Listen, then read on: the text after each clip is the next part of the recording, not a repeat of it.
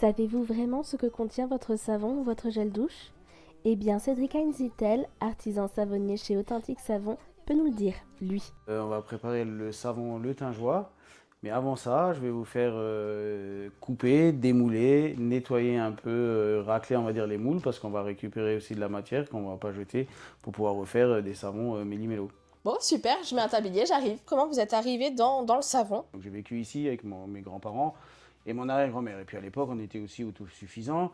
Donc on faisait les conserves, on faisait tout ça. Et puis mon arrière-grand-mère aussi, elle l'avait avec du savon. Mais bon, j'étais gamin, j'ai pas fait trop attention à ce que c'était comme type de savon. Donc du coup, après les décédés, c'est là on s'est rendu compte qu'il y avait beaucoup de savoir-faire qu'on ne savait pas, hein, comme conserver la viande sans frigo et toutes ces choses-là. Moi, j'ai découvert aussi le congélateur et le frigo à 25 ans, puisqu'on conservait tout sans ça. Et donc voilà, je me lavais toujours avec du savon. Et puis donc quand elle est décédée, après, je me commençais à me laver avec du gel douche, hein, comme tout le monde, puisqu'on n'avait plus que ça. Et j'avais toujours la peau qui tirait, ça me démangeait, c'était bizarre. Et puis je savais que je me lavais avec du savon, donc je suis aussi allé acheter du savon dans le commerce. Mais toujours la même sensation, toujours la peau qui tire et qui démange. Donc les années sont passées, je sais pas combien d'années. Puis un jour, j'ai voir ma grand-mère et je lui dis, écoute, là où moi, elle me lavait toujours avec du savon, je sais pas lequel c'est. Mais j'ai dit, mais c'est le savon qu'elle faisait elle-même. Donc j'en ai refait. Et quand je suis sorti de la douche, j'ai tout de suite dit à ma femme, mais c'est pas l'eau qui est calcaire le problème. Et moi, j'étais technicien high-tech chez Toyota Lexus. Donc c'était un métier où on devait analyser les choses. Rien à voir, quoi. Donc rien à voir, oui, mais ça permet d'avoir aussi un esprit d'analyste. C'est-à-dire que là aussi, je fais les savons les plus sous gras. Beaucoup de savonniers disent, ouais, mais comment on fait 15%? J'ai étudié chaque huile, parce que chaque huile a des propriétés, des propriétés, mais ça saponifie différemment. Ouais, bon, on va remettre quand même les choses en place. Tout le monde ne peut pas s'inventer demain savonnier, hein. C'est quand même un savoir-faire bien précis. Vous manipulez des ingrédients, même si c'est des ingrédients d'origine naturelle. On ne peut pas faire n'importe quoi, notamment avec les huiles essentielles. Avec les huiles essentielles, ça aussi, je fais de l'aromathérapie depuis plus de 20 ans. Pour tous les produits qui sont mis sur le marché, moi, je passe par un évaluateur de toxicité. Donc, c'est pas moi, même si je connais les huiles essentielles, c'est pas moi qui décide de la quantité d'huile essentielle qu'on va mettre. Beaucoup de gens disent, mais pourquoi tu fais pas comme ton arrière-grand-mère? Je dis, vous n'êtes pas prêt pour ça. Mais le produit de mon arrière-grand-mère, alors elle faisait avec de la graisse animale. Et donc, avec ça, elle prenait le suif et donc et la cendre. Et donc avec ça, on faisait comme elle faisait au temps des Phéniciens, elle faisait du savon, mais c'est assez mou, c'est pas beau, ça sent pas bon. Donc ça venir ça avec ça aujourd'hui, avec la cosmétique d'aujourd'hui, c'est bon, vous faites un flop avec ça. Hein. Combien de temps vous avez mis pour trouver du coup la recette qui vous convenait? Pas trop longtemps, parce que j'ai commencé à étudier un peu la façon de faire, des huiles végétales. Après j'ai aussi acheté des revues par rapport à ça, des revues scientifiques pour un peu étudier tout ça.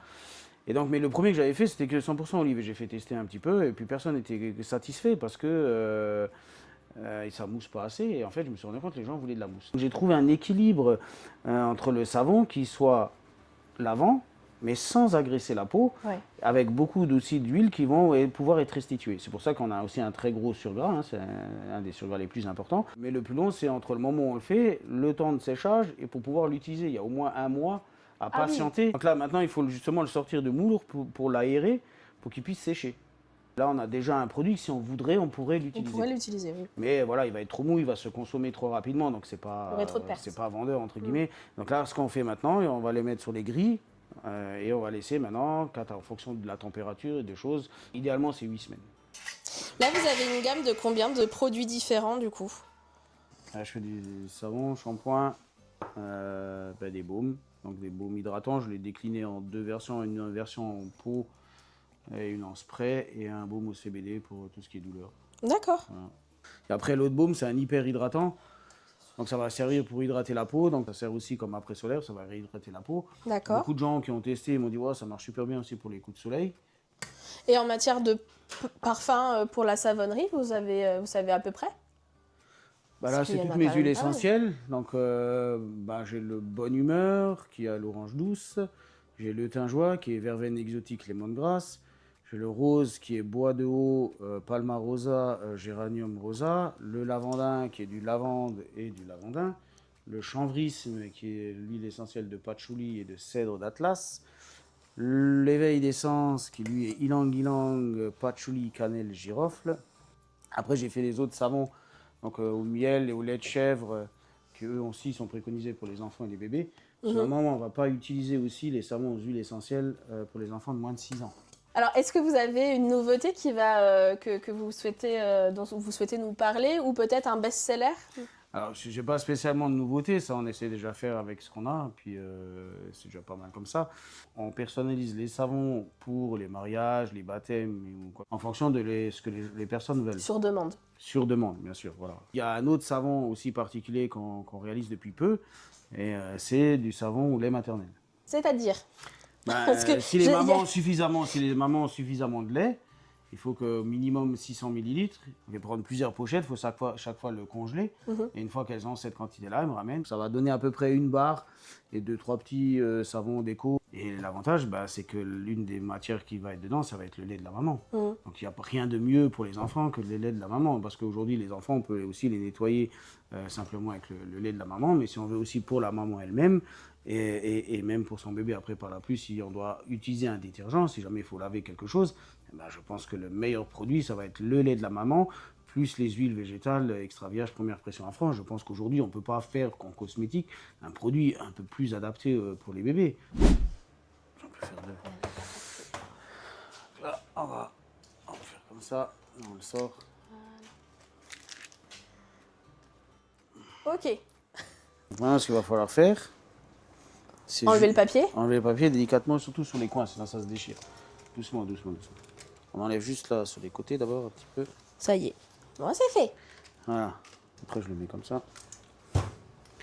Et là, doucement on tire comme ça. Voilà, vous mettez le savon qui soit au bord. Ouais. Ensuite vous descendez, vous regardez comme si qu'il arrive à ras en bas. Vous voyez là il Ah ouais d'accord, ok. Donc ça fait un truc. Après ça on peut vérifier si sur le bout on est à peu près pareil. Si des fois on est quand même un peu plus là, on peut toujours un peu décaler, mais là on n'est pas trop mal. On met la main ici, on pose là-dessus et on pousse. Et on appuie. Doucement. Donc après là on va en placer sur les grilles. Vous en mettez, on va en mettre 8. Donc 8 comme ça côte à côte. Du marbré. Ouais celui-là ouais. Donc 8 côte à côte. Donc on essaye de réduire au maximum, pas d'emballage pour le savon. À part quand on fait sur les points d'épaule, là, qu'on met une petite étiquette en papier. Mais moi, je pensais qu'en proposant un produit non polluant pour l'environnement, puisqu'il n'y a aucun déchet, un produit sain, puisque c'est uniquement fait avec des huiles végétales et des plantes et un produit local, je pensais que ces simples 3 arguments-là suffiraient à convaincre les gens. Mais je vois que c'est compliqué, parce que les gens ont été conditionnés aujourd'hui aux pratiques, ont été conditionnés à tous les produits de la grande distribution. Aujourd'hui, on a une alternative pour la cosmétique, à moins consommer, parce que surtout le savon, il va remplacer plein d'autres produits. Puisque comme je disais, chez moi, vous n'avez pas de notion visage-corps-main. Vous prenez un savon, ça fait tout. Pas besoin de un pour ci, un pour ça. Donc on va réduire considérablement ça. Alors dans le Tinja, vous allez retrouver de l'argile blanche. Vous allez retrouver donc de l'huile essentielle de verveine exotique et de l'huile essentielle de lemongrass. Et après, l'enrichissement, l'huile d'avocat. L'huile d'avocat qui sert en enrichissement. Donc, quand on va avoir le terme enrichi en huile d'avocat, c'est ça. Les huiles essentielles. Ouais. Le rôle, c'est de parfumer. Oui, là, le rôle, ça va être, oui, c'est plus pour la senteur. La confection d'un savon, ça prend combien de temps en totalité? Si on fait de la préparation jusqu'à la mise en vente. En calculant tout, préparation, nettoyage, estampillage, découpage et tout ça, moi je serai sur 2 jours. 5 jours de pause pour que la saponification se fasse et 4 à 8 semaines pour le séchage. J'ai pas de stock important. Alors j'ai du petit stock et je travaille un peu un flux tendu. Un flux tendu, oui. Alors ce que je peux faire à l'avance, c'est tous les savons sans huile essentielle. D'accord. Pourquoi? Parce que les huiles essentielles, avec le temps, elles vont perdre de la senteur. Si maintenant je fais un gros stock et que malheureusement j'arrive pas à l'écouler, au bout d'un moment, le bonne humeur ou les autres ne vont plus avoir la senteur. Et c'est les gens ils veulent aussi pour ça. La plupart, c'est pour la senteur. Tout le monde aime le Tinjois parce qu'ils aiment la senteur. Retrouvez Cédric et ses savons sur les différents marchés du secteur de Moselle-Est, mais aussi sur l'ensemble de ses réseaux sociaux. Quant à nous, on se retrouve la semaine prochaine pour un nouvel épisode de Mirabelle et Bretzel. Bonne semaine à tous!